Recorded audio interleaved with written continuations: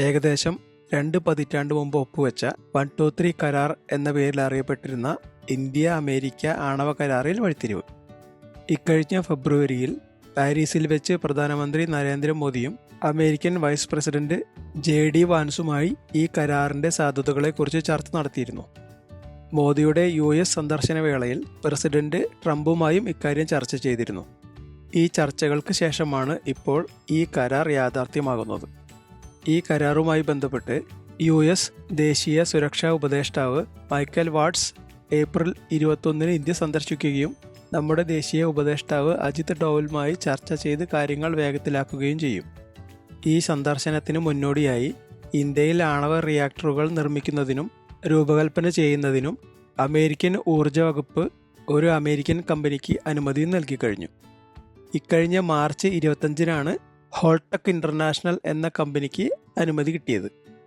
ആണവ ഊർജ മേഖലയിലെ അതിനൂതന സാങ്കേതികവിദ്യ ഉപയോഗിക്കുന്ന ലോകത്തിലെ ഏറ്റവും വലിയ കമ്പനിയാണിത്.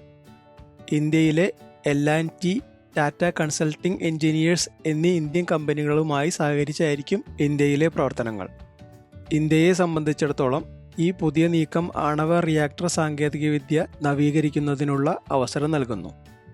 ഇന്ത്യയിലെ നിലവിലെ സാങ്കേതികവിദ്യ പ്രകൃതിദത്ത യുറേനിയം ഉപയോഗിച്ചുകൊണ്ടുള്ള PHWRS എന്നറിയപ്പെടുന്ന പ്രഷറൈസ്ഡ് ഹെവി വാട്ടർ റിയാക്ടറുകളെ അടിസ്ഥാനപ്പെടുത്തിയിട്ടുള്ളതാണ്. എന്നാൽ ആഗോള ആണവ വ്യവസായം കൂടുതൽ ആധുനികമായ PWRS എന്ന പ്രഷറൈസ്ഡ് വാട്ടർ റിയാക്ടറുകളിലേക്ക് മാറിയിരിക്കുന്നു. ചൈന ഇപ്പോൾ തന്നെ അതിനൂതന ആണവ സാങ്കേതികവിദ്യയിൽ പ്രവർത്തിക്കുന്ന SMR അഥവാ സ്മോൾ മോഡുലാർ റിയാക്ടറുകളിലേക്ക് ചുവടുമാറ്റിക്കൊണ്ടിരിക്കുന്ന സമയത്താണ് ഇന്ത്യയിലും ഹോൾടെക് കമ്പനി SMR സാങ്കേതികവിദ്യയിൽ പ്രവർത്തിക്കുന്ന ആണവ നിലയവുമായി ഇന്ത്യയിലേക്ക് വരുന്നത്. ഇത് ഈ മേഖലയിലെ ചൈനയുടെ കുതിപ്പിനൊപ്പം നീങ്ങാൻ ഇന്ത്യയെയും പ്രാപ്തരാക്കും. ഏതാണ്ട് ഒരു വർഷത്തിനുള്ളിൽ തന്നെ കമ്പനി തങ്ങളുടെ ഇന്ത്യയിലെ പ്രവർത്തനം പൂർണ്ണ തോതിലാക്കുമെന്ന് പ്രഖ്യാപിച്ചിട്ടുണ്ട്. അമേരിക്കൻ ഊർജ വകുപ്പിന്റെ അംഗീകാരം അടുത്ത 10 വർഷത്തേക്കാണ്. ഓരോ 5 വർഷത്തിന് ശേഷവും പ്രവർത്തനം വിലയിരുത്തുകയും വേണമെങ്കിൽ മാറ്റങ്ങൾ വരുത്തുകയും ചെയ്യും.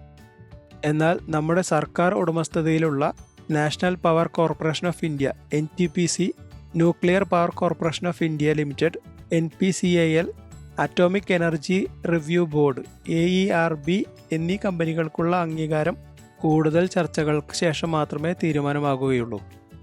123 കരാർ എന്ന പേരിൽ അറിയപ്പെട്ടിരുന്ന ഇന്ത്യ US സിവിൽ ആണവ കരാർ 2007 അന്നത്തെ ഇന്ത്യൻ പ്രധാനമന്ത്രി മൻമോഹൻ സിംഗും US പ്രസിഡന്റ് ജോർജ് W ബുഷും ചേർന്നാണ് ഒപ്പുവെച്ചത്. എന്നിരുന്നാലും നിയമപരവും നിയന്ത്രണപരവുമായ കാരണങ്ങളാൽ ഈ കരാർ പ്രാബല്യത്തിൽ വരാൻ 20 വർഷത്തോളം എടുത്തു. ഈ കരാർ പ്രകാരം ഇതുവരെ US കമ്പനികൾക്ക് ഇന്ത്യയിലേക്ക് ആണവ റിയാക്ടറുകളും ഉപകരണങ്ങളും കയറ്റുമതി ചെയ്യാൻ കഴിയുമായിരുന്നുവെങ്കിലും ഏതെങ്കിലും തരത്തിലുള്ള നിർമ്മാണ പ്രവർത്തനങ്ങളോ ഡിസൈൻ പ്രവർത്തനങ്ങളോ നടത്താൻ കഴിയുമായിരുന്നില്ല.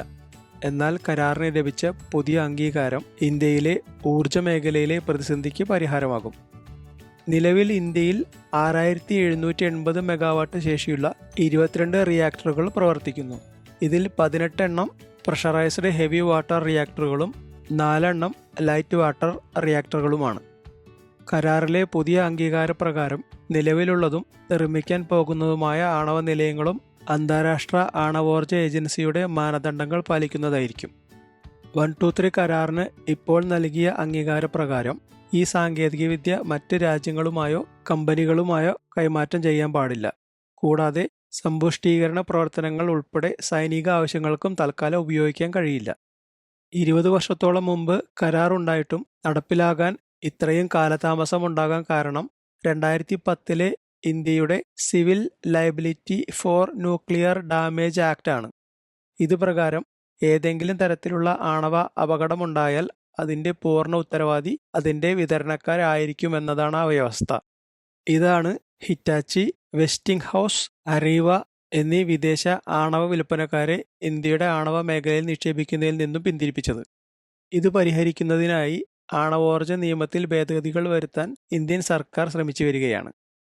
ഇത്തവണത്തെ കേന്ദ്ര ബജറ്റിൽ നമ്മുടെ ധനമന്ത്രി നിർമ്മല സീതാരാമൻ 2033 കുറഞ്ഞത് 5 ചെറിയ മോഡുലാർ റിയാക്ടറുകളെങ്കിലും സ്ഥാപിക്കാൻ ലക്ഷ്യമിട്ട് 20,000 കോടി രൂപ ബജറ്റിൽ വകമാറ്റിയത്.